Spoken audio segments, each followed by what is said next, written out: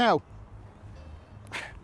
if the IMF would allow us, Jamaican people to do the right thing, as I said, we would have solar-powered factories.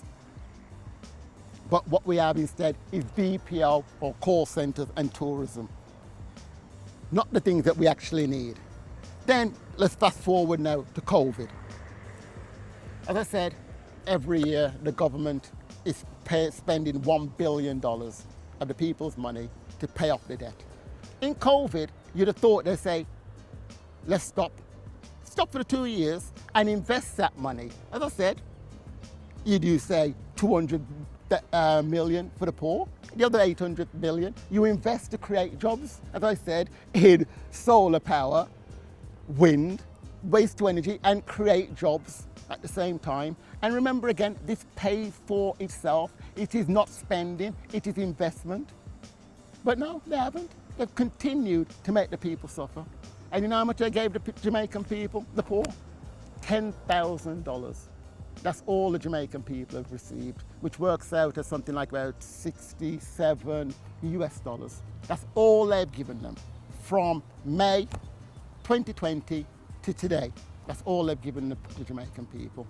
We had 18, we're going to have a total of 18 no movement days. Nigel Clark allocated 189 million for the poor. For the poorest, 50,000, he said, which works out at $210 a day for these people.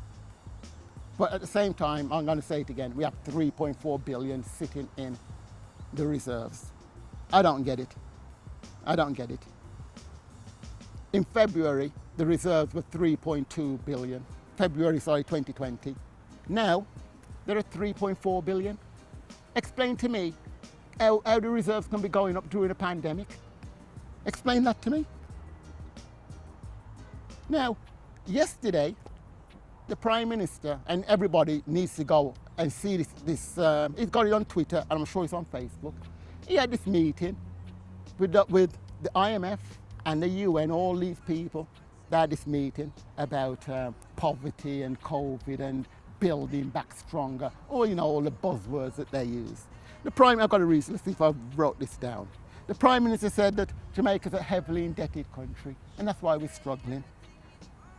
Why is Jamaica heavily indebted? What do we have to show for any of the debt we have? We have nothing to show for it. Where's the money gone?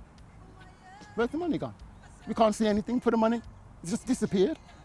Then he talking about how fiscal constraints, we can't spend any money because we're fiscal constraints. You know why the fiscal constraints? Because they've created a law to put in fiscal constraints. He removed the law, the constraints are gone. So it's in his power to do it.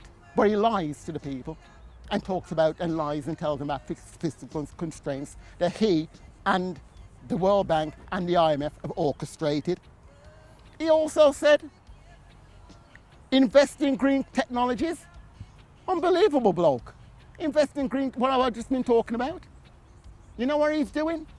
He has now decided that he wants foreign investors to put the solar panels, I think I mentioned it before, put the solar panels into schools so they make the money. But then he has the brazenness to talk about green investment when he only wants foreign people, white people invariably, to come and put it in and make money at our expense. And then the government, you know what else they're doing? He talks about green investment. You won't believe this. They're actually taxing the lithium batteries, the batteries. So when you have this solar, it will work during the daytime. And at night time, you have to get your energy then from batteries. So the solar panels stores the energy in batteries, which are lithium batteries. You would think that these would be tax exempt. No, they've added extra tax to them. He's talking about green investment and he's added tax to the things that we need for green investment. And then, he finished off this address. He said, we must invest in our most important asset, human capital. Anyway, so what do I think that we should do? We need to change the law. This law that they put in place, we can change it. They've made a law, we change it. We don't pay this $1 billion anymore. We don't pay it anymore. We use this $1 billion every year to invest in the country. Because if you invest in, people are earning, and then you can generate growth. So we do that for 6 years or whatever. Now in America, they've just passed an infrastructure bill, $1.2 trillion. Now, Jamaica has 1% of the population of approximately of America. So I say, we can do the same. We'll use 1% of that. We can use $12 billion then to invest in our country. Just like because they can invest in America, why can't we invest here?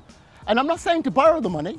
I'm telling you where the money is going to come from. That budget, instead of giving it, paying back the debt, we will use that money. Yeah, the debt will stay at that level, but that doesn't matter because we'll have roads and people will be happier, and we will be creating wealth to be able to pay back the debt, because at the moment we cannot pay back the debt. It's impossible. It can only be paid back if we create the industries to do it.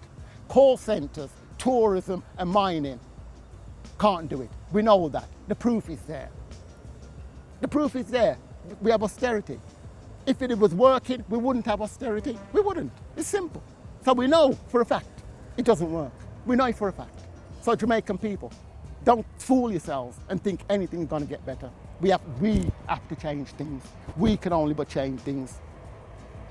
The other thing we must do, I'll bang on about again, the 3.4 billion. We have to access it immediately and utilise that money. We have to utilise that money to start building the country, and we need it today. Immediately, we can then start creating jobs, putting a smile on people's faces where they know that now they have work to go to. Our schools will be better, because when you think about it, the schools. Well, let me hear you say mountain, mountain.